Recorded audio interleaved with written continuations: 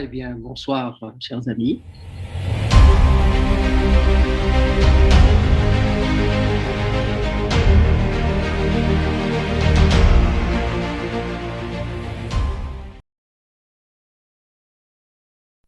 Eh bien, bonsoir à tous et merci d'être encore avec nous ce soir pour cette nouvelle étude de l'Apocalypse. Nous sommes au chapitre 10 et nous allons aborder aussi le chapitre 11. Et là, nous allons découvrir ensemble de nouvelles vérités. Nous découvrirons le mystère de Dieu, puisque le texte de l'Apocalypse, chapitre 10, nous dit qu'à la septième trompette, le mystère de Dieu sera révélé. Donc, nous sommes partis pour une étude palpitante, intéressante, et je vous prie d'avoir vos Bibles sous les yeux, de façon à consulter ces textes et que votre œil s'habitue avec l'image, la lecture, les écritures, et que votre cerveau enregistre ces textes bibliques qui seront d'une grande utilité. Je vais donc partager mon écran. Ce soir, nous sommes à l'étude numéro 1 sur les deux témoins et le deuxième malheur. Cette étude nous permettra de compléter ce que nous avons vu dans le 10e chapitre d'Apocalypse. Et ce soir, nous abordons particulièrement le chapitre 11, mais nous reviendrons là-dessus la prochaine fois pour parler du mystère. Alors, s'il est vrai que la 6e trompette annonce la 7e pour le dévoilement du mystère de Dieu, c'est encore au temps de la 6e trompette que nos deux témoins vont entrer en scène et que le deuxième malheur va frapper l'humanité. La 7e trompette va révéler ce que la 6e et les deux témoins vont apporter de paradoxal, certes, mais de magnifique à la planète Terre, ainsi que ce mystère dont je vous parle depuis quelques instants pour notre temps. Alors, ce soir, vous allez encore, et je veux l'espérer, admirer comment Dieu dirige et révèle les choses. Alors, nous allons commencer par la lecture d'Apocalypse, chapitre 11, versets 1 à 4. On me donna un roseau semblable à une verge, disant, lève-toi et mesure le temple de Dieu, l'autel et ceux qui y adorent. Mais le parvis extérieur du temple, laisse-le en dehors et ne le mesure pas, car il a été donné aux nations et elles fouleront aux pieds la ville sainte pendant 42 mois. Je donnerai à mes deux témoins le pouvoir de prophétiser, revêtus de sac, pendant 1260 jours. Ce sont les deux oliviers et les deux chandeliers qui se tiennent devant le Seigneur de la terre. OK, alors ici, vous pouvez remarquer que notre Seigneur Jésus nous met dans la confidence. Il a une stratégie, il a des choses qu'il va mettre en place pour continuer à s'opposer à l'ennemi, pour continuer à éclairer, donner la connaissance, faire connaître l'Évangile au plus grand nombre. Et chacune de ces phrases du chapitre 11, versets 1 à 4, nous donne d'entrer dans ce que la Bible appelle les secrets ou les mystères de Dieu, ce qu'il va faire dans le cadre de la rédemption. Au verset 5, il est dit, si quelqu'un veut leur faire du mal, du feu sort de leur bouche et dévore leurs ennemis, et si quelqu'un veut leur faire du mal, il faut qu'il soit tué de cette manière. Donc, vont se manifester deux éléments, n'est-ce pas? Vous avez le feu, et puis les ennemis sont dévorés, et les plaies. Au verset 6, vous avez la mention de ce qui s'est passé avec Moïse dans le temps et qui va à nouveau se passer dans le temps dans lequel nous vivons ou l'ère dans laquelle nous vivons. Et puis, vous connaîtrez aussi qu'en même temps que ces choses se déroulent sur la terre, vous avez la terre étant le parvis du sanctuaire, eh bien, il se passe aussi des choses dans le ciel, dans le lieu saint et le lieu très saint. Mais là, pour l'heure, le chapitre 11, versets 1 à 4, nous parle précisément du sanctuaire globalement et puis particulièrement du parvis. Et c'est là que nous allons rester pendant un petit moment, puisque c'est là que le mystère de Dieu va se dérouler. C'est dans le parvis, la terre, donc sur la terre, que les témoins vont être en action. C'est sur la terre que l'ennemi de Dieu, l'opposant de Dieu, va se manifester. C'est sur cette terre qu'il y aura des quantités de cadavres, des quantités de morts. Voilà, donc nous sommes bien dans le parvis.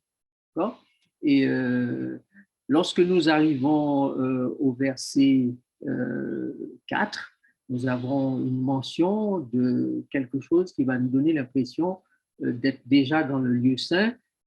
C'est la mention des 2 oliviers et des 2 chandeliers qui se tiennent devant le Seigneur de la terre, puisque nous savons que le chandelier se trouve normalement dans le lieu saint.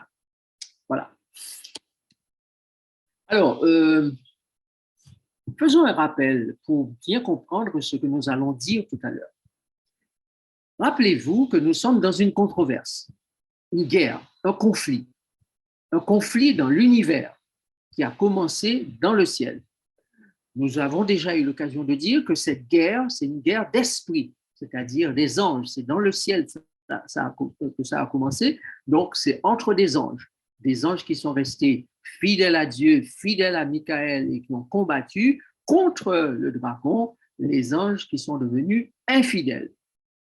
Donc Dieu va laisser cette guerre se poursuivre sur la terre et constituer sur cette terre une armée d'anges d'un ordre nouveau et distinct. Donc vous et moi devons comprendre, et il est grand temps de l'assimiler et de l'admettre et de l'acquiescer, de l'acquérir. Il est grand temps que nous comprenions que nous qui vivons sur cette terre, qui se trouve dans l'univers de Dieu, nous sommes des esprits enfermés dans la chair, c'est-à-dire les esprits étant ceux dont les anges sont faits, des vents, des feux. Donc l'esprit étant une matière qui n'est pas saisissable, c'est le vent, n'est-ce pas? Les anges sont des vents, comme dit, nous l'avons lu dans Hébreux, chapitre 1er. Et Dieu lui-même est esprit. Donc, ce que Dieu est, il a soufflé une partie de lui-même, son souffle, en nous, et il a mis ce souffle, cet esprit qu'il a mis dans la chair pour nous constituer en êtres vivants. Donc, comprenons que Dieu a placé des esprits dans la chair pour que ces esprits-là fassent un libre choix, un choix déterminé de servir Dieu ou de ne pas le servir dans le perpétuel. Puisque comme les anges qui se sont révoltés contre Dieu ont choisi de ne pas rester fidèles à Dieu, se sont révoltés contre Dieu, ont choisi de ne pas rester dans le perpétuel divin, sur cette terre, en tant qu'esprit enfermé dans la chair, nous avons le même choix à faire, le même choix d'adoration, le même choix de soumission, le même choix de service, le même choix d'obéissance à Dieu, le Créateur, puisque c'est dans cet esprit-là que l'univers peut fonctionner. Vous vous souvenez que quand Jésus parle du royaume des cieux, il utilise une parabole, d'accord? Une parabole. Et il dit, le royaume des cieux est semblable à un père qui a 2 fils. Et l'un des fils dit, donne-moi la part de bien qui me revient.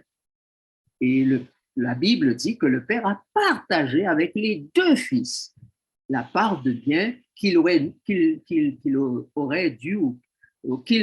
dû avoir normalement à la mort du père, comme c'était le principe de l'époque. Et jusqu'à maintenant, l'héritage, on reçoit l'héritage lorsque les parents meurent. Mais le fils reçoit son héritage et il part, et le texte dit qu'il va gaspiller l'héritage avec les prostituées. Donc, voilà un fils qui se révolte contre la loi, contre la justice, en fait. Hein. Il veut faire les choses à sa manière, comme il le souhaite, il le désire, il veut vivre sa vie. Donc, il décide de demander sa part d'héritage et de se séparer du Père et de faire sa vie. Donc, lorsque Lucifer dans le ciel va vouloir faire sa vie, se séparer de Dieu, se séparer du Père, eh bien, un conflit va éclater dans le ciel. Lorsque Adam va lui aussi se révolter contre Dieu, un conflit va éclater sur la terre. Donc, nous sommes en plein dans un conflit qui a commencé dans le ciel et que le fameux serpent, le diable déguisé en serpent, a généré, a initié sur cette terre. Donc, le conflit, naturellement, n'est plus là-haut dans le ciel, mais il est concentré, focalisé sur cette terre. Donc, les deux chefs d'armée, le Christ et Satan, vont s'affronter sur un même terrain. Et quel est ce terrain? L'esprit divin qui a été mis dans chaque homme, dans chaque chair, dans la chair, dans chaque individu, fait de chair. C'est la raison pour laquelle Dieu dit dans sa parole, j'ai dit, vous êtes des dieux. Donc, nous avons en nous une part de la divinité. D'ailleurs, le texte de Pierre nous le dit bien, comme sa divine puissance nous a donné des participants de la nature divine. Jésus a eu l'occasion de dire à ses disciples, c'est l'esprit qui vivifie. La chair ne sert de rien. Les paroles que je vous ai dites sont esprit et vie. Donc, la chair n'est que quelque chose de temporaire. En fait, Jésus dit, ce n'est pas la chair qui est importante. Certes, pour que l'esprit vive, il faut, pour une raison que nous avons donnée tout à l'heure et pour d'autres raisons encore que nous aurons l'occasion de considérer, l'esprit doit vivre dans la chair, il faut la nourrir, il faut s'en occuper, mais le Seigneur nous dit bien, l'esprit vivifie, la chair ne sert de rien. Donc cette chair est appelée à disparaître, à mourir, à retourner à la poussière. Mais tandis que nous sommes avec la chair, que faisons-nous pour l'esprit qui habite en nous? De quelle manière éduquons-nous l'esprit qui habite en nous? De quelle manière nous nourrissons-nous l'esprit qui habite en nous? Donc, l'homme, s'il a un corps qui se nourrit de pain, de nourriture solide, d'igname, patates, pois, laitue, tomates, pain, etc., n'est-ce pas, nourriture solide, eh bien, il a aussi un esprit, et cet esprit-là, lui, doit se nourrir de la parole de Dieu. L'homme ne vivra pas de pain seulement, mais de toute parole qui sort de la bouche de Dieu. Donc, Satan ne veut pas, Lucifer, l'ange déchu, ne veut pas que la vérité contenue dans le livre de la vérité parvienne à notre esprit pour que nous soyons parfaitement éclairés et que nous échappions définitivement au pouvoir de la chair et à son pouvoir, puisque son pouvoir se trouve être possible parce que nous sommes dans une nature de péché et que nous sommes sujets à la mort. Donc, il prend le pied sur nous. Mais le jour où nous allons découvrir, réaliser ce qui est en nous et ce que le Seigneur Dieu, par son esprit, veut activer en nous pour que nous soyons définitivement libérés du péché, alors ce sera une défaite totale pour le diable. Donc, quelqu'un peut faire des dévotions, des méditations, des lectures, des études de la Bible sans jamais découvrir la vérité pour notre temps, qui est très spécial. Et ce que je vous dis là maintenant, je vous le dis parce que nous vivons dans les temps dans lesquels nous vivons. Si je devais exister il y a 150 ans, 160 ans, 170 ans, 200 ans, 300 ans, je n'aurais pas le même langage. Parce qu'à chaque époque, Dieu a eu des révélations à faire. Et Daniel a bien reçu l'ordre de Dieu de sceller le livre qui lui est donné et il concerne ceux qui vont vivre à la fin des temps. La fin des temps. Donc, chers amis, ce soir, nous allons découvrir une part de mystère, mais beaucoup plus dans notre prochaine étude. Mais nous allons surtout comprendre qu'est-ce qui se passe aujourd'hui en matière de stratégie de Christ pour gagner le combat. Les esprits vont être donc partagés en deux groupes. Un groupe d'esprits avec le diable et un groupe d'esprits avec le Christ. Les esprits qui seront recrutés par Satan seront tous ceux qui refusent de suivre le Christ par ignorance volontaire ou involontaire, ou encore violation de leur conscience dans laquelle Dieu a naturellement inscrit sa loi et la pensée de l'éternité. Alors, ces derniers qui font le choix de vivre dans la chair et pour la chair auront à leur côté les anges rebelles chassés du ciel. Donc, les individus qui ne choisissent pas délibérément de se mettre du côté du Christ, donc de combattre la nature charnelle pour pouvoir faire croître l'esprit qui est en eux, l'esprit de Dieu, l'esprit du Père, l'esprit du Christ, n'est-ce pas, qui nous a été donné de par le fait que Dieu ait soufflé en nous un esprit, mais de par le fait aussi que nous avons choisi d'être baptisés, nous avons choisi de nous abandonner entre les mains du Seigneur et il nous a fait naître de nouveau, commençant ainsi une vie de l'esprit qui n'existait pas alors quand nous n'étions pas alors conscients de la réalité de notre être. Je ne suis pas un humain, je suis un esprit enfermé dans la chair qui vient de la poussière, de l'humus, et ainsi on me nomme humain. Mais en fait, je n'en suis pas un. Je suis un esprit que Dieu a placé dans ce monde pour pouvoir faire un choix pour ou contre Dieu comme créateur, pour ou contre la loi de Dieu, pour ou contre le perpétuel dans lequel Dieu m'appelle à servir. Voilà ce que nous sommes véritablement.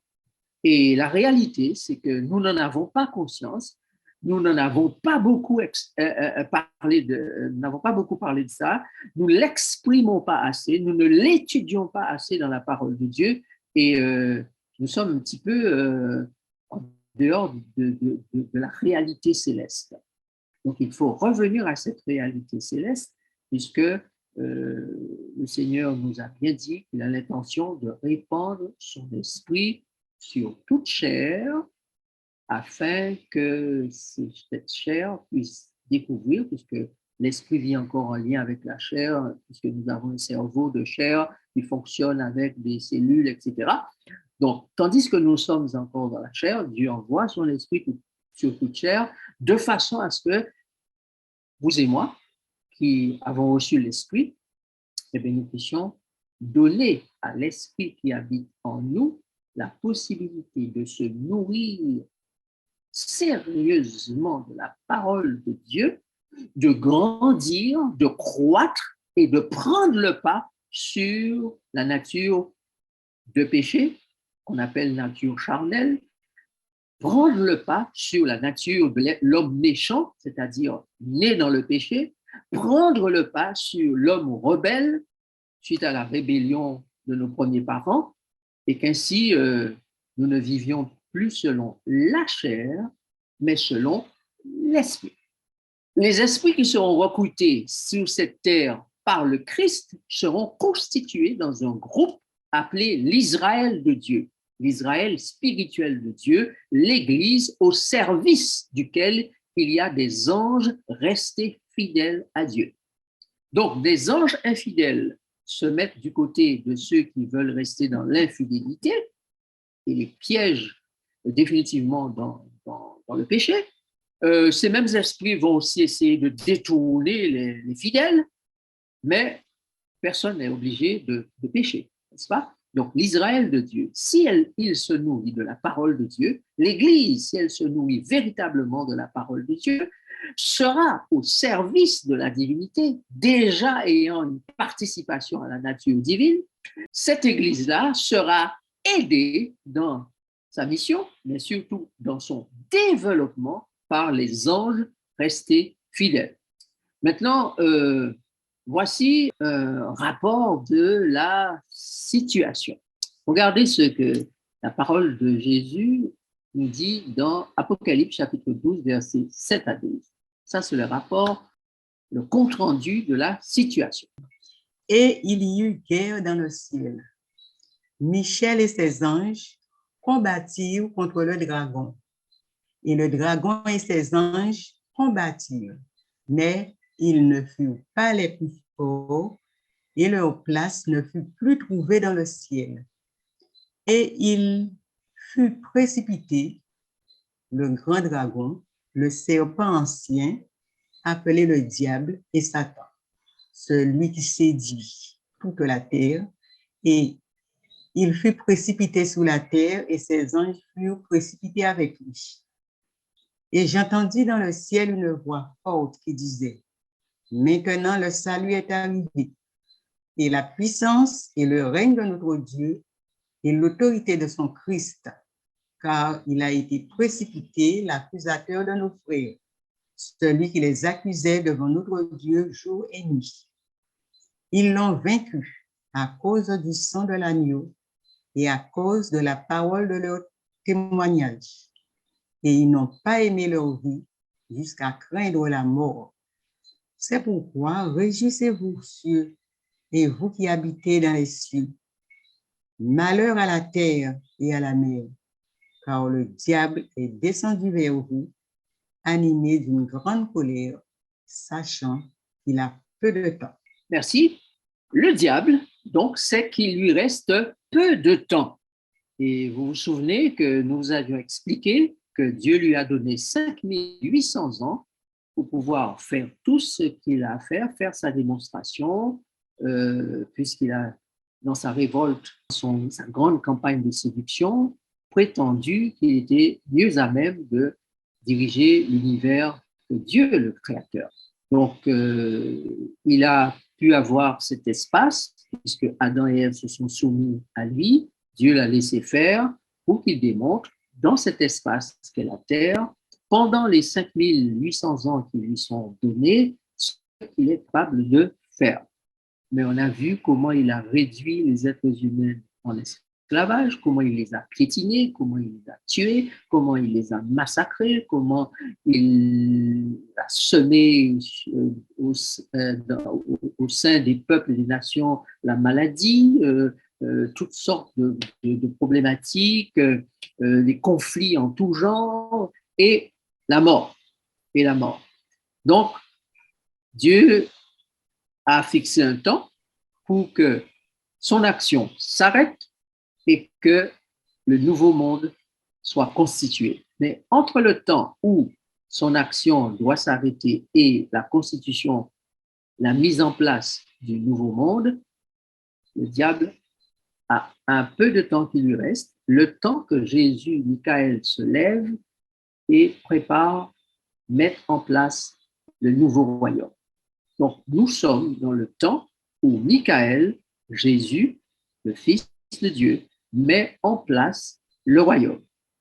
C'est comme si Jésus a été élu, n'est-ce pas? Il a gagné le combat. Maintenant, il doit constituer le royaume, puisque Dieu doit faire toutes choses nouvelles, selon Apocalypse chapitre 21, verset 5. Jésus va organiser tout ça, mais cette fois, la problématique, c'est que le royaume n'est pas simplement organisé avec les anges. Dans le ciel, les esprits qui sont sur la terre, le royaume des cieux est organisé avec tout l'univers, puisque la terre devient le centre, le QG, le centre de commandement de tout l'univers. Donc, toutes choses seront nouvellement établies, le fonctionnement sera nouveau. Dieu dit, je vais faire toutes choses nouvelles. Donc, Jésus est en train de mettre en place tout cela maintenant. Et il veut nous placer chacun là où nous devons être dans le royaume. Serons-nous parmi les gouvernants ou serons-nous parmi les gouvernés? D'accord? Puisqu'il y a deux groupes. Ceux que Jésus prépare pour gouverner avec lui et ceux que Jésus prépare pour être les les gouvernés, ceux qui vont être les citoyens, non, le citoyen lambda ou les citoyens lambda du royaume, mais qui auront quand même des rôles à jouer, hein. Ils ne vont pas se tourner les pouces, mais ce seront deux groupes de direction. Voilà. Donc, vous devez comprendre que le diable, sachant que son temps est fini, il va se mettre en activité.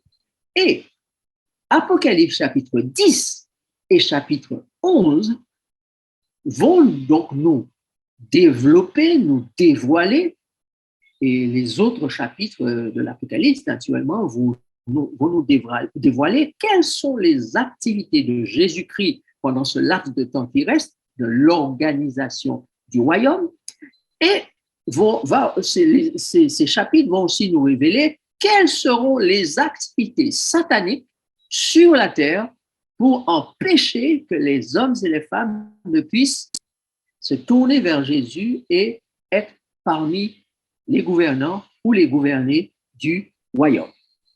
Maintenant, après la crucifixion et dans les lettres aux églises, le Christ a fait un constat et un rapport de l'état de ses troupes et dans quelles conditions il pourra mener le combat avec eux. Il est parfaitement clair pour vous que le diable ne reste pas en paix, il ne reste pas tranquille dans son coin. Donc, il a combattu et mis l'Église dans un état pas possible. Quand vous lisez les lettres dans les chapitres 2 et 3 de l'Apocalypse, vous voyez les reproches que Jésus fait à l'Église. Mais vous voyez aussi le constat qu'il fait de l'état de l'Église et les conseils qui lui sont donnés pour qu'elle change de condition. Voilà. Donc, chapitre 2 et 3. Maintenant, quand vous lisez les chapitres 4 à 11, n'est-ce pas, dans ces chapitres, Jésus nous montre les actions et situations des deux armées ainsi que les dégâts majeurs causés par la guerre. Puisque c'est une guerre spirituelle, pour le salut ou la perdition des humains, le combat du Christ sera toujours dirigé vers la repentance du plus grand nombre et non l'anéantissement de ses ennemis. Donc Jésus ne lutte pas pour l'instant pour anéantir ses ennemis qui combattent contre lui. Il lutte maintenant pour emmener le plus grand nombre à prendre conscience et à se repentir. Donc, le moment venu, les ennemis seront détruits. Ils seront détruits quand Dieu l'aura décidé. Mais pour l'instant, ils se détruisent eux-mêmes. Ils sont détruits par les catastrophes qui ont lieu sur la terre. Ils se détruisent par les guerres, les conflits qu'ils mènent entre eux. Les ennemis tels que Dieu doit les détruire, eh bien, la Bible, pour l'instant, ne nous dit pas que c'est le cas. Nous allons venir à cela. Les temps de feu va venir et la destruction sera une destruction divine. Mais pour l'instant, Dieu simplement laisse les hommes faire ce qu'ils doivent faire, exprimer ce qu'ils doivent exprimer. Le diable fait ce qu'il doit faire, exprime ce qu'il doit exprimer. Et dans ces malheurs qui frappent la terre, Dieu espère attirer les hommes à lui, puisqu'ils vont chercher du secours et les secourir de la meilleure manière qui soit. J'ai écrit qu'ils seront détruits le moment venu, mais il faut sauver non pas les corps, mais surtout les esprits. Regardons ce que la parole de Dieu nous dit dans Matthieu chapitre 10, verset 28 et 1 Corinthiens 5, verset 5. Ne craignez pas ceux qui tuent le corps et qui ne peuvent tuer l'âme. Craignez plutôt celui qui peut faire périr l'âme et le corps dans la géhenne. Alors, que notez-vous ici, chers amis? Vous notez que Jésus est en train de nous dire le corps, ce n'est pas ce qui doit vous inquiéter le plus, mais l'âme. Car les hommes peuvent tuer le corps, mais ne peuvent pas tuer l'âme, c'est-à-dire l'être intérieur, votre esprit, vos convictions, votre relation avec Dieu, l'esprit que Dieu a mis en nous, personne ne peut le détruire. Mais le corps peut être détruit. D'accord? Donc, ce qui intéresse Jésus, c'est d'abord s'assurer que votre âme est éduquée, votre âme est instruite, votre âme est dans la joie, votre âme est dans la paix, dans l'amour, dans la patience, dans la douceur, dans la bienveillance, dans la maîtrise, dans la fidélité. Voilà ce qui intéresse Jésus. Et si dans ce temps d'éducation, ce temps de vie éducative sur la terre, eh bien, vous mourrez, eh bien, l'œuvre que Jésus aura commencé en vous, parce que vous serez complètement abandonné à lui, il va l'achever lui-même. D'accord? Mais vous devez entrer dans ce temps d'éducation, de formation de l'âme et donc de l'esprit, et ne pas simplement vous occuper de votre corps. 1 Corinthiens 5, verset 5.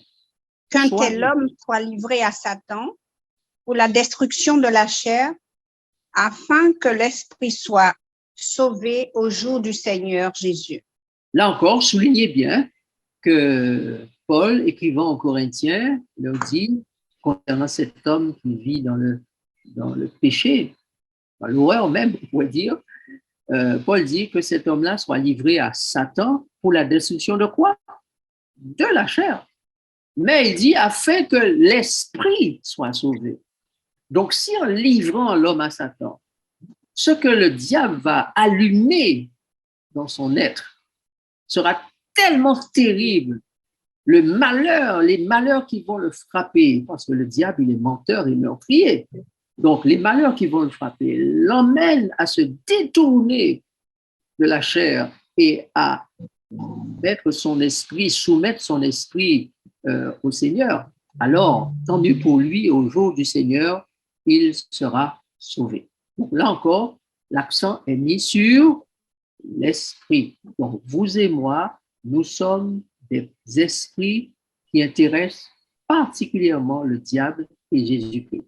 Donc, le combat entre le Christ et Satan, c'est pour prendre, posséder notre esprit. Vous avez vu comment, au temps de Jésus, il y avait beaucoup de gens possédés. Et Jésus a dit faire beaucoup de délivrances. Aujourd'hui encore, il veut le faire, délivrer notre esprit de l'influence satanique pour qu'il soit entièrement placé sous l'influence de l'Esprit de Dieu. Donc, les chapitres 10 et 11 nous dévoilent des points stratégiques du Christ pour sauver le plus grand nombre d'esprits. Alors, vous excuserez les coquilles parce que je n'ai pas eu le temps de relire. Je vous dis franchement, j'avais terminé ce soir-là, il n'y a pas si longtemps, l'écriture du diaporama. J'ai pas eu le temps de relire. Donc, si vous voulez corriger ça après. Alors, donc, je vous disais que les chapitres 10 et 11 nous dévoilent les points stratégiques du Christ pour sauver le plus grand nombre d'esprits. Donc, comment Jésus va faire pour sauver le plus grand nombre d'esprits, donc d'êtres humains sur la terre, qui sont des esprits enfermés dans la chair, comme j'aime à le dire? Eh bien, c'est ce que nous allons étudier plus amplement dans les chapitres 10 et 11 d'Apocalypse. Maintenant, regardez ceci. Apocalypse, chapitre 10, versets 5 à 6. Que dit le texte?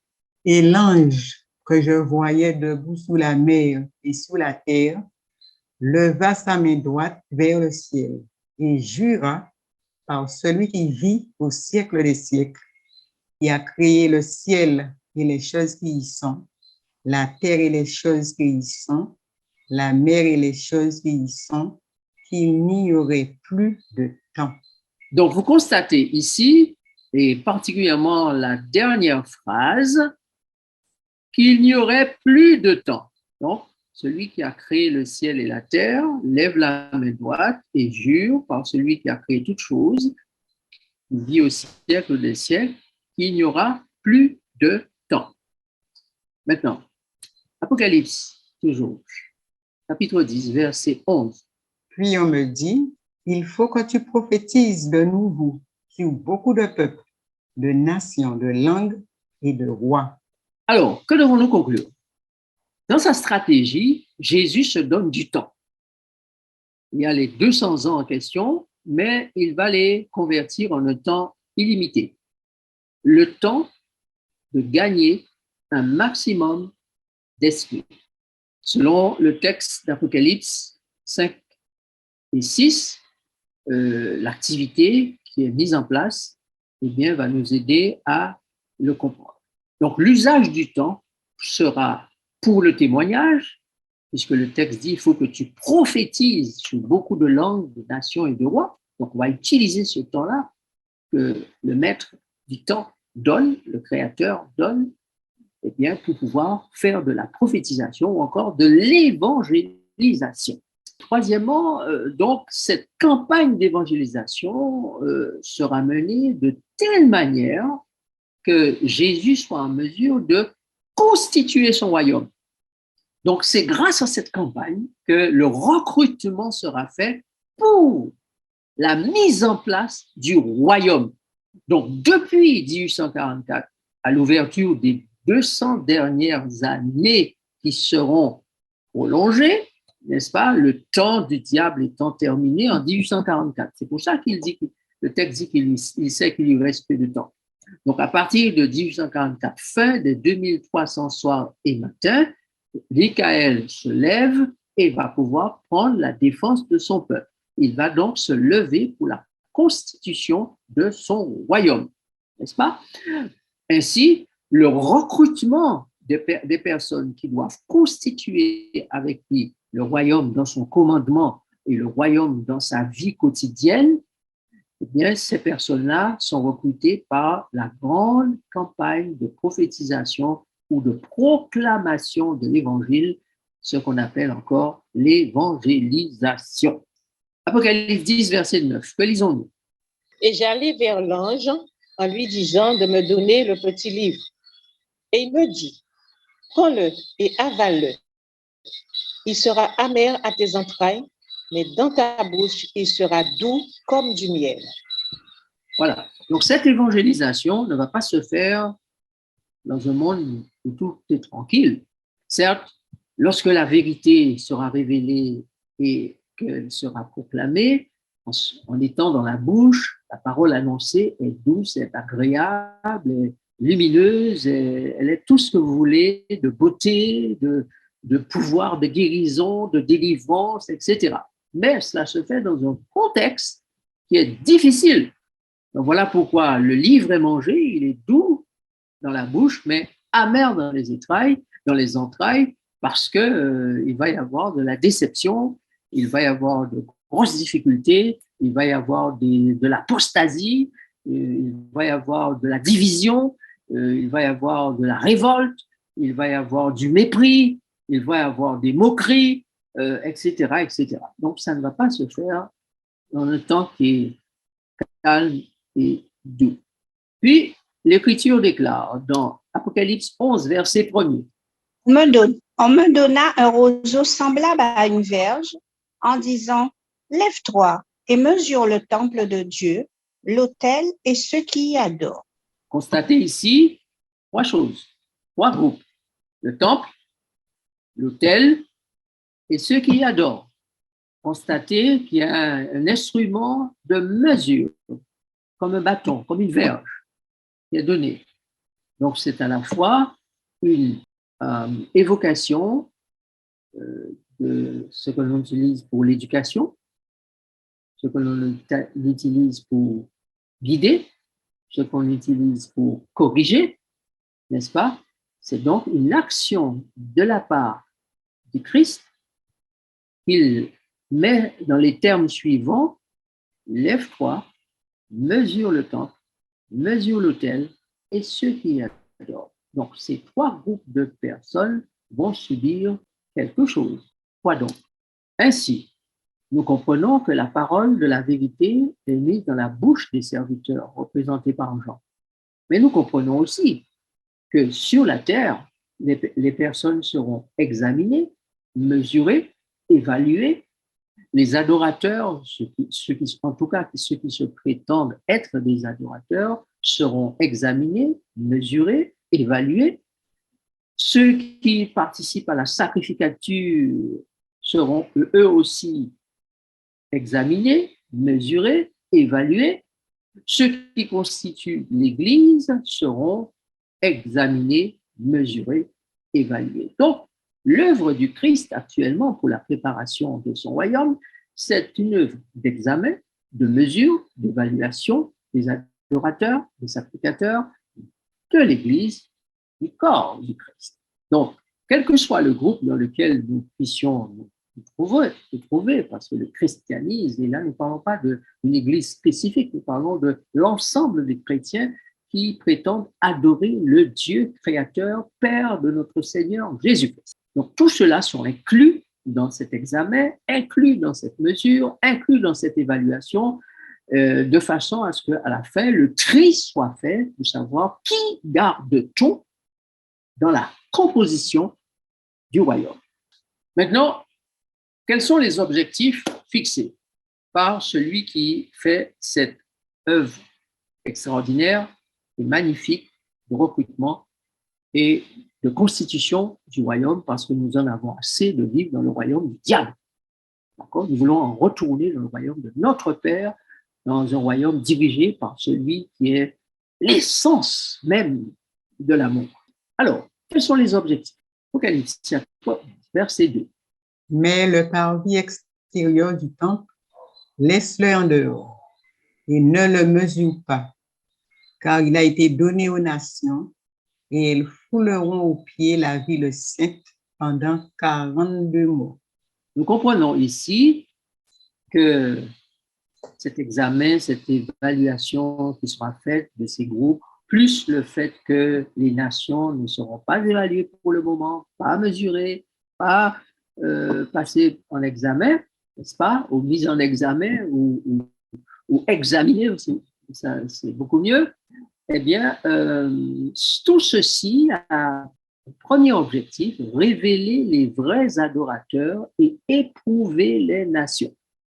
Donc, dans un premier temps, le Christ va révéler les vrais adorateurs et il va éprouver les nations du monde pour en sortir encore des hommes, des femmes, des individus qui vont passer par la repentance, qui vont le reconnaître comme celui qu'ils veulent suivre et vont s'abandonner entre ses mains. Mais il est surtout là, Jésus, pour constituer le royaume, ne l'oublions pas, et il va donc mettre en lumière les vrais adorateurs dans l'Église, mais aussi parmi les nations. Jésus est là pour montrer le caractère sacré de la loi au cœur de l'Évangile éternel par la symbolique de Moïse. Nous reviendrons sur cet aspect des choses, parce que dans le texte d'Apocalypse chapitre 11, il est question de cette symbolique de Moïse. Élie et Moïse, les deux témoins en question. Mais comme nous avons parlé tout à l'heure, et surtout dans la prochaine étude de tout cela, spécifiquement dans la symbolique des choses, eh bien, nous allons revenir sur ça. Mais il faut savoir que la symbolique de Moïse, puisque vous savez que c'est Moïse qui a reçu la loi et qui l'a transmis aux enfants d'Israël. Donc, la symbolique et la mention symbolique de Moïse dans le livre fait référence, entre autres, à ce caractère sacré de la loi au cœur de l'Évangile. Mais le texte de l'Apocalypse nous dit quelque chose de spécifique.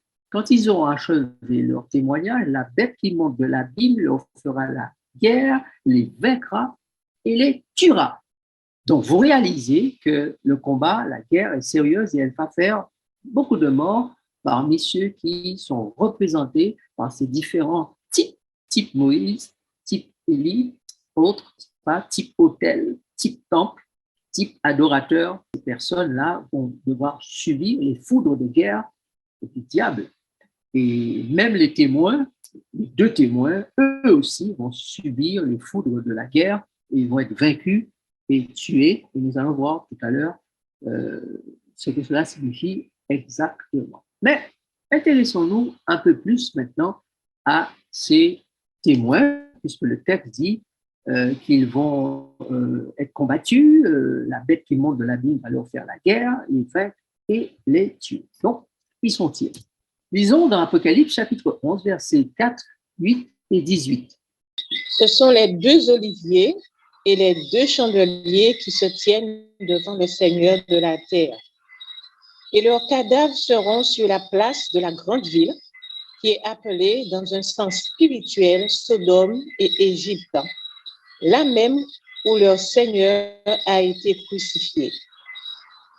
Les nations se sont irritées et ta colère est venue, et le temps est venu de juger les morts, de récompenser tes serviteurs, les prophètes, les saints et ceux qui craignent ton nom, les petits et les grands, et de détruire ceux qui détruisent la terre.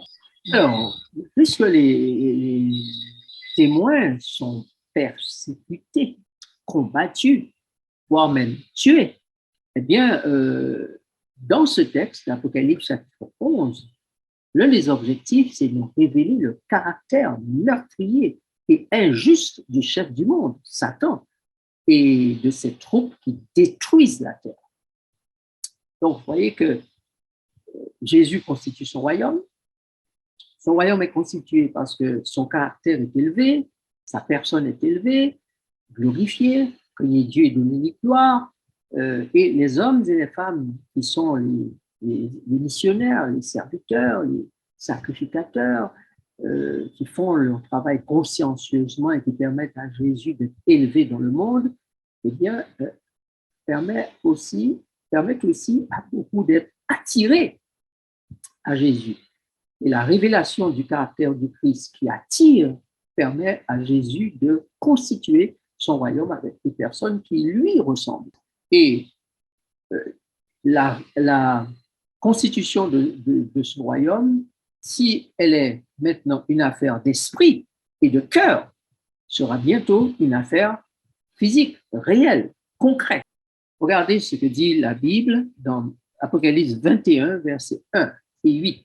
Puis, je vis un nouveau ciel et une nouvelle terre, car le premier ciel et la première terre avaient disparu, et la mer n'était plus. Pour les lâches, les incrédules, les abominables, les meurtriers, les impudiques, les enchanteurs, les idolâtres et tous les menteurs, leur part sera dans les temps ardents de feu et de soufre, ce qui est la seconde mort. Alors, si on détruit, on tue les deux témoins, c'est qu'ils dérangent. Ils dérangent. Donc, l'œuvre que ces deux groupes, puisque ces deux témoins symbolisent deux groupes, l'œuvre que ces groupes, ces deux états d'esprit vont faire dans le monde n'est pas appréciée. Et puisque le diable est le prince de ce monde, il va liguer les êtres humains, les hommes, contre l'esprit de Moïse, contre l'esprit d'Élie, et aller jusqu'à, symboliquement, tuer, puisqu'il est dit qu'ils seront sur la place symbolique appelée Sodome et Égypte. Donc, nous comprenons que Jésus mesure le temple et l'autel contre ceux qui y adorent. Le temple, c'est le peuple. L'autel, ce sont les sacrificateurs, puisque ce sont les sacrificateurs qui vont à l'autel. Et mesurer, dans le texte, c'est aussi évaluer, juger et estimer. Donc, c'est toute une œuvre qui est faite par ces personnes, concernant ces personnes qui témoignent pour Christ et qui, lorsqu'elles témoignent, deviennent des cibles sataniques, pour Satan, pardon, du satanisme, et qui sont persécutés, voire même tués. Mais alors, le texte d'Apocalypse nous donne de l'espoir, puisque plus bas, au verset 11, il est dit qu'après 3 jours et demi, eh bien, un esprit de vie va entrer en eux et ils vont se tenir debout sur leurs pieds. Une grande crainte va s'emparer de ceux qui les voient et ils vont monter. Ils montèrent dans le ciel, dans la nuit, leur ennemi les virent. Vous avez vos Bibles devant, sous les yeux, donc vous voyez bien le texte, chapitre 11, versets 11 et 12. Bon. Cependant, lorsque nous lisons au verset 2, nous l'avons lu précédemment, il est dit que le parvis du temple n'est pas mesuré, mais le parvis extérieur du temple, laisse-le en dehors et ne le mesure pas, c'est-à-dire ne l'évalue pas, ne le juge pas, ne l'estime pas. OK? Le parvis extérieur, laisse-le en dehors, ne le mesure pas, car il a été donné aux nations et elles fouleront aux pieds la ville sainte pendant 42 mois. Prêtez très attention, donnez-moi toute votre attention pour que vous puissiez comprendre ce qui se passe. Au verset 1, vous avez la mesure du temple. C'est quoi le temple? Paul dit, vous êtes le temple de Dieu. Donc, ça veut dire que ce sont des êtres humains. L'autel, nous avons dit déjà que l'autel, c'est là où on offre le parfum, où là où on sacrifie les animaux. Les seules personnes qui peuvent aller à l'autel faire ces œuvres de sacrifice ou d'intercession, de présentation du parfum devant Dieu, ce sont les sacrificateurs et souverains sacrificateurs. Donc, l'autel, c'est ce groupe de personnes. Donc, vous avez un groupe d'adorateurs qui appelé le temple de Dieu et un groupe d'adorateurs appelé autel. Et le texte précise ceux qui adorent. Mais il y en a qui sont des peuples, des nations, des langues, d'autres gens qui n'adorent pas Dieu, qui ne sont pas des personnes qui ont ce ministère particulier dans le temple, etc., etc. Ceux-là ne sont pas évalués, ne sont pas jugés, ne sont pas estimés en même temps que les nations. Donc, ça veut dire qu'il y a deux examinations. Une examination qui est faite pour ceux qui sont dans le temple, ceux qui approchent l'autel, ceux qui adorent Dieu, et une examination, une évaluation, un jugement qui sera passé après sur les nations. Mais ces nations vont être en guerre contre la ville sainte, c'est-à-dire l'Israël de Dieu. Et cet Israël de Dieu, Israël spirituel, donc l'Église, le reste, comme on aime à l'appeler, va subir les foudres de ces nations dirigées par le diable pendant 42 mois. 42 mois. Alors, le parvis du temple n'étant pas mesuré et étant donné aux nations, ces nations vont fouler au pied Jérusalem pendant 42 mois, soit 1260 jours ou années prophétiques. Donc, les deux témoins sont dans la souffrance, dans le deuil, sans doute, et j'allais dire même certainement, à cause du résultat des mesures et de ce que les nations ont fait à Jérusalem, la ville sainte. Donc, il y a comme un air de défaite du côté de l'Israël de Dieu, parce que même les témoins vont être comme tués sur la place publique. En fait, ils ne sont pas morts. Dieu tient leur vie entre ses mains et il va les réveiller, les ressusciter. Celui qui croit en moi, dit Jésus, vivra même s'il meurt. Même s'il meurt. Donc, ça veut dire que les témoins, ce sont ceux qui sont entre les mains de Jésus et que personne ne peut ravir de ses mains. Et qui sont les oliviers et les deux chandeliers qui se tiennent devant le Dieu de la terre. Donc, le témoignage de ces deux témoins semble inutile. Leur action semble être inefficace. Ils vont même être combattus et tués, comme nous l'avons dit tout à l'heure. Ce qui veut dire que durant 1260 années, l'Église officielle fondée par Jésus-Christ, l'Israël spirituel, va être privée de l'Esprit et visiblement rejeter le libérateur et sa loi. Puisque les deux témoins, le texte de la Bible nous dit qu'ils agissent comme Élie et comme Moïse, si on veut leur faire du mal. Ça veut dire que ces deux témoins, alors que Moïse et Élie sont déjà morts depuis très longtemps, manifestent donc l'esprit de Moïse et manifestent l'esprit d'Élie, font les choses dans le même esprit qu'Élie et dans le même esprit que Moïse. Et si on veut leur faire du mal, comme c'est arrivé pour Élie, le feu sort pour détruire, et comme c'est arrivé pour Moïse, les plaies descendent et détruisent. N'est-ce pas? Donc, la Bible dit que ces deux mouvements, le mouvement d'Élie, le mouvement de Moïse, la manifestation de l'esprit d'Élie, la manifestation de l'esprit de Moïse, eh bien, quand ils vont achever au verset 7 leur témoignage, la bête qui montent de l'abîme leur fera la guerre, les vaincra et les tuera. Ce qui veut dire que cette lumière apportée par Moïse et Élie, ou ce mouvement qui apporte dans l'esprit d'Élie et de Moïse, va être changé en ténèbres. Avez-vous entendu parler des ténèbres du Moyen-Âge? Eh bien, avez-vous entendu parler de la déesse raison? Il va falloir comprendre que Jésus s'est assis à la droite de Dieu pour que les hommes bénéficient de la mission d'Élie et de la mission de Moïse, mais les êtres humains refusent. Donc, l'Esprit témoigne, l'Esprit d'Élie, l'Esprit témoigne, l'Esprit de Moïse, mais les hommes font de la résistance. Les deux témoins seront donc crucifiés sur la place de l'incrédulité, de l'impudicité, de l'athéisme, de la persécution, des bûchers, de la raison humaine. Les hommes préfèrent les ténèbres à la lumière. Et c'est ce que Jésus a dit dans l'évangile de Jean, quand lui-même est venu comme étant la lumière du monde.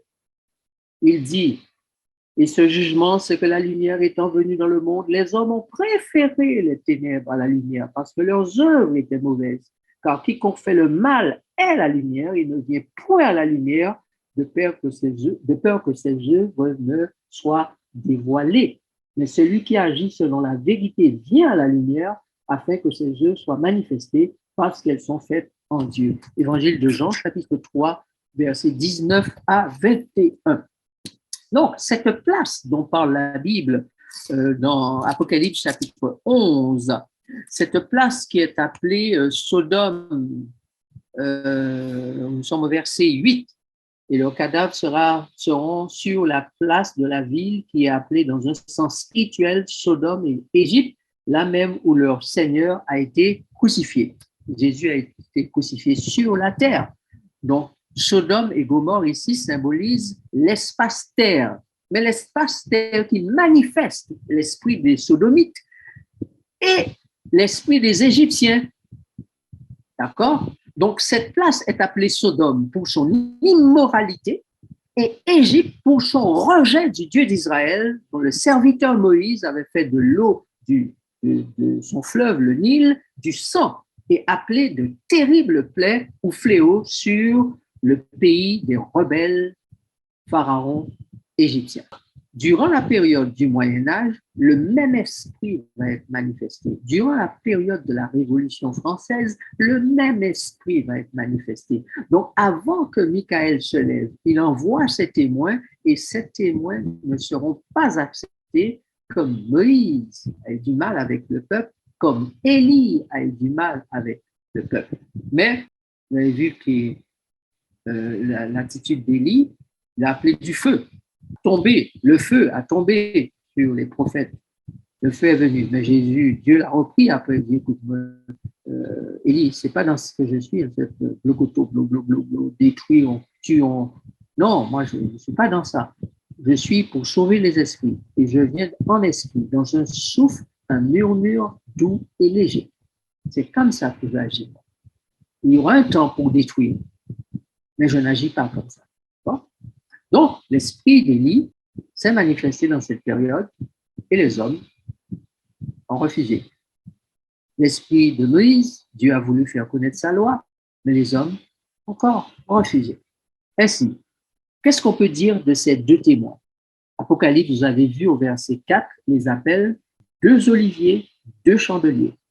Donc, ça veut dire que les témoins, c'est ce qui produit de l'huile d'olive, l'huile qui va alimenter le chandelier et qui va donc se tenir devant le Seigneur de la terre. Donc, devant Dieu, il y a deux esprits qui sont en fonction. L'esprit d'Élie qui va appeler à la repentance et l'esprit de Moïse qui va appeler à la construction en nous du caractère de Dieu, l'esprit de Dieu en nous par l'écriture de la loi de Dieu en nous. Donc, ces deux esprits doivent faire leur œuvre. Et même si à l'époque, ils ont été bannis, Et même les Bibles ont été détruites, les églises détruites, les chrétiens massacrés, persécutés, livrés au bûcher, etc., etc. Le temps du réveil est venu. Michael, aujourd'hui, s'est levé. Et malgré les persécutions, malgré les guerres, malgré les conflits, malgré les intempéries, malgré les catastrophes, l'évangile continue à être prêché dans le monde. L'évangélisation, la prophétisation se poursuit, car Jésus s'est avancé dans le lieu très saint, sur les nuées, vers le Père. Il est entré dans le temple. Il a commencé son œuvre de jugement. Il a commencé son œuvre de purification et rien ne pourra l'arrêter. Satan sur la terre va encore vivant dans le peu de temps qu'il lui reste, va continuer son œuvre, mais Jésus, debout auprès du Père, va continuer aussi son œuvre par les esprits, par les anges, par l'Esprit Saint qu'il va envoyer sur cette terre, de façon à ce que le royaume soit constitué en esprit d'abord, puis dans la réalité. Je vais créer de nouveaux cieux et une nouvelle terre. Voilà, et bien pour résumer, nous pouvons dire que de l'an 31 à l'an 1798, l'Esprit de Dieu a contesté avec les hommes qui ne se sont pas repentis. Ils ont combattu la parole de l'Esprit et ils ont brûlé les livres, la parole qui devait les instruire. Ils ont préféré la déesse raison. Mais de 1898 à 1844, Dieu a suscité un réveil spirituel extraordinaire qui va permettre aux vierges d'aller à la rencontre de l'époux. Ainsi, à partir de ce moment-là, la Bible nous dit que le deuxième malheur est passé, les ténèbres du Moyen-Âge, le rejet de la Bible, de la parole de Dieu, la montée en puissance des ténèbres et la mort, le massacre de quantité d'hommes. La Bible dit que le sang a été versé, nous l'avons lu dans les fléaux, dans les seaux et autres. Donc, aujourd'hui, nous comprenons que nous vivons le temps où Jésus est debout et nous comprenons que nous vivons le temps où le diable est en colère. Nous vivons le temps où nous devons être vigilants. D'accord ? Et l'Esprit de Dieu est prêt à nous équiper pour que nous puissions être ces lumières dans le monde. Donc, la prochaine fois, nous allons discuter du mystère de Dieu, puisque à la 7e trompette, le mystère de Dieu va se réaliser. Et nous reviendrons dans l'explication de la fin du chapitre 11 pour reparler des deux témoins, car le mystère de Dieu ne s'accomplit pas sans eux. Bon? Donc, ce soir, nous avons bien compris qui sont les témoins. Il y a probablement d'autres choses à dire d'eux, mais l'essentiel a été dit concernant ces deux témoins. Et la prochaine fois, nous allons voir comment Dieu révèle ce mystère aux êtres humains. Alors, j'ai déjà commencé à vous révéler une partie du mystère. C'est que nous n'avions pas gardé ou notre esprit n'avait pas encore été éveillé au fait qu'il faut arrêter de nous considérer comme des êtres humains. Il faut nous considérer désormais comme des personnes qui partageons la nature divine, donc qui sont des esprits enfermés encore dans la chair et qui devront bientôt en être libérés. Cette chair va retourner à la poussière et nous allons pouvoir vivre comme des anges dans le royaume de Dieu auprès de notre Père qui est esprit. Donc, notre rôle maintenant, c'est d'éduquer cet esprit. Il est né en nous depuis notre enfance. Dieu a voulu que l'esprit grandisse, se développe. Jean a dit, il faut qu'il croisse et que je diminue, n'est-ce pas? Eh bien, il faut que la chair décroisse et que l'esprit de Dieu croisse en nous. Et c'est notre devoir, en entendant la parole, en étudiant la parole, en nourrissant l'esprit de la parole, eh bien, l'esprit grandit naturellement parce que c'est sa nourriture. Si la chair se nourrit de pain, l'esprit se nourrit de la parole de Dieu. Donc, ceux qui veulent nourrir leur esprit doivent étudier la parole, méditer la parole, vivre la parole, manger la parole. Et ainsi, faire grandir en eux cet esprit qui va, le moment venu, débarrasser de la chair, aller à la rencontre du Père des esprits, le Dieu créateur et rédempteur. Voilà, c'est la fin de, de notre présentation ce soir, mais juste avant, considérez que ce que dit les textes que nous allons juste les lire. Je vais demander à une lectrice de pouvoir faire la lecture de ces textes. Nous partirons avec ces textes à l'esprit et nous reviendrons la prochaine fois pour les approfondir. Ce sont les deux oliviers et les deux chandeliers qui se tiennent devant le Seigneur de la terre. Je pris la parole et je lui dis, que signifient ces deux oliviers à la droite du chandelier et à sa gauche? Je pris une seconde fois la parole et je lui dis, que signifient les deux rameaux d'olivier qui sont près des deux conduits d'or, d'où découle l'or? D'où s'écoule l'or, je crois. Il me répondit, ne sais-tu pas ce qu'il signifie? Je dis non, non, mon Seigneur. Et il dit, ce sont les deux joints qui se tiennent devant le Seigneur de toute la terre. Voilà. Alors, il sera très intéressant la prochaine fois de faire le rapport entre ces paroles de Zacharie et la démonstration de Jean, et les écrits de Jean, le prophète de l'Apocalypse. Et vous allez voir que ça s'amplifie entre chandelier, oin, témoin, conduite, olivier, deux oliviers. Voilà, tout cela a une symbolique extraordinaire et Dieu veut nous révéler ces secrets-là. Et nous allons demander à Dieu de nous donner tout l'esprit dont nous avons besoin, l'intelligence dont nous avons besoin pour bien saisir ces paroles et qu'elles nous réjouissent le cœur.